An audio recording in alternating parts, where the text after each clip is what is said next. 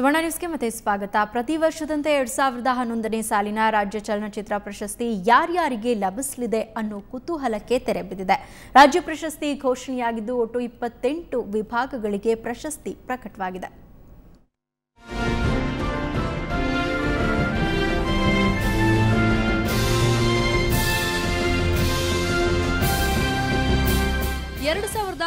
ನೇ ಸಾಲಿನ ರಾಜ್ಯ ಪ್ರಶಸ್ತಿ ಪ್ರಕಟವಾಗಿದೆ.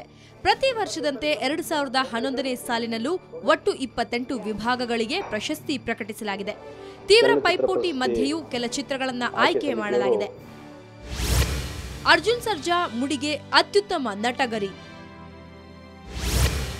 ಭಾಗೀರಥಿಯ ಭಾವನಾ ಅತ್ಯುತ್ತಮ ನಾಯಕಿ, ಪ್ರಸಾದ್ ಮೊದಲ ಅತ್ಯುತ್ತಮ ಚಿತ್ರ, ಸಾರಥಿ ಅತ್ಯುತ್ತಮ ಮನರಂಜನಾ ಫಿಲ್ಮ್. ಪೋಷಕ ನಟ ಶ್ರೀಧರ್, ಪೋಷಕ ನಟಿ ಗಿರಿಜಾ ಲೋಕೇಶ್ ಪ್ರಶಸ್ತಿ ಪಡೆದಿದ್ದಾರೆ. ರಾಜೇಂದ್ರ ಬಾಬುಗೆ ಕಣಗಾಲ್ ಪ್ರಶಸ್ತಿ, ಹಂಸಲೇಖ ಮುಡಿಗೆ ಡಾಕ್ಟರ್ ರಾಜ್ ಅವಾರ್ಡ್. ಇನ್ನು 2011ನೇ ಸಾಲಿನ ಪುಟ್ಟಣ್ಣ ಕಣಗಾಲ್ ಪ್ರಶಸ್ತಿಗೆ ಖ್ಯಾತ ನಿರ್ದೇಶಕರಾದ ಡಿ ರಾಜೇಂದ್ರ ಬಾಬು ಭಾಜನರಾಗಿದ್ರೆ, ಹಂಸಲೇಖ ಅವರಿಗೆ ಡಾಕ್ಟರ್ ರಾಜ್ಕುಮಾರ್ ಪ್ರಶಸ್ತಿ ಒಲಿದು ಬಂದಿದೆ. ಅನಂತ್ನಾಗ್ ಅವರಿಗೆ ಡಾಕ್ಟರ್ ವಿಷ್ಣುವರ್ಧನ್ ಪ್ರಶಸ್ತಿಯನ್ನ ಘೋಷಿಸಲಾಗಿದೆ. ತೆರೆಗೆ ಬರ್ತಾ ಇದೆ. ಟೋಪಿವಾಲಾ ಅಂತಲೇ ಭರ್ಜರಿ ಪ್ರಚಾರ ಮಾಡಿರೋ ಉಪೇಂದ್ರ ಈ ಚಿತ್ರದ ಮೂಲಕ ಹೊಸದೊಂದು ಸಂಚಲನ ಮೂಡಿಸಲು ಬರ್ತಿದ್ದಾರೆ.